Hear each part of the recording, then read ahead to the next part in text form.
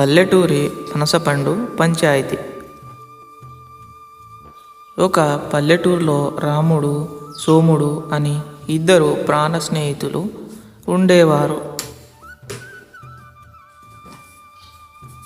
ఒకరోజు సోముడు పట్నం వెళ్ళి ఒక పెద్ద పనసపండు కొనుకొచ్చాడు. అది చూసిన రాముడు, ఒరేయ్, ఇంత పెద్ద పండుని నువ్వు ఒక్కడివే ఎలా తింటావు? నాకు కూడా కొంచెం ఇవ్వు అని అడిగాడు.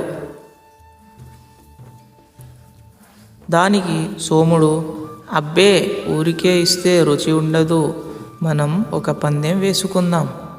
రేపు పొద్దున ఎవరైతే అబద్ధం చెబుతారో వాళ్ళే ఈ పండును గెలుచుకుంటారు. అయితే ఆ అబద్ధం విన్నవాడు, అమ్మో, ఇది పచ్చి అబద్ధం అని అనాలి. అలా అంటేనే ఓడిపోయినట్లు లెక్క అని షరతు పెట్టాడు. మరుసటి రోజు ఉదయం రాముడు రెడీ అయ్యి సోముడు ఇంటికి వెళ్ళాడు. సోముడు తన అబద్ధం మొదలుపెట్టాడు. రాముడు, నిన్న రాత్రి మా పెరట్లో ఉన్న మిరప చెట్టు ఆకాశమంతా పెరిగిపోయింది. నేను దాన్ని పట్టుకుని పైకి వెళ్ళి చూస్తే అక్కడ నక్షత్రాలు, వజ్రాలు మెరుస్తున్నాయి. నేను వెంటనే నా సంచి నిండా వజ్రాలు నింపుకొని కిందికి దిగి వచ్చాను. రాముడు చాలా తెలివైనవాడు. ఇది అబద్ధం అంటే పండు రాదు.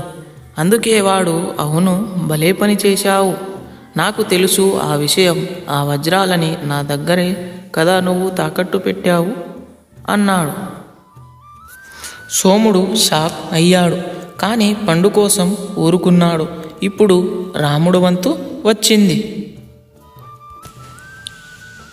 సోముడు, నిన్న మా ఇంట్లో పాత కుండ ఒకటి ఉంటే దాన్ని పగలగొట్టాను.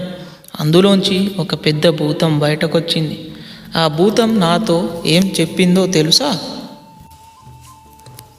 మీ ఊర్లో సోముడు అని ఒక ఆయన ఉన్నాడు.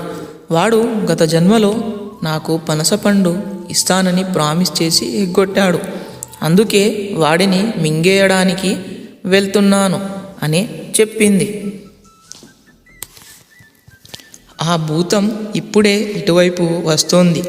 ఇది విన్న సోముడు భయంతో, అమ్మో, ఎంత అబద్ధం రాముడు, భూతాలు రావడమేంటి, నన్ను మింగడమేంటి అని అరిచాడు. గెలుపు ఎవరిది? వెంటనే రాముడు నవ్వుతూ, దొరికావు సోముడు, నువ్వే ఇది అబద్ధం అని అన్నావు కాబట్టి పందెం ప్రకారం ఆ పనసపండు నాదే అన్నాడు. సోముడు తన తెలివితేటలకి తానే నవ్వుకుని ఆ పండుని కోసి ఇద్దరు కలిసి హాయిగా తిన్నారు. నీతి: అతి తెలివి ఎప్పుడూ ప్రమాదకరమే.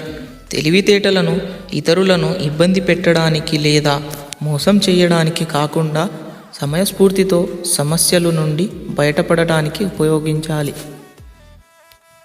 ప్లీజ్ సపోర్ట్ మనసు మాట 1 YouTube channel. Do like, share and subscribe.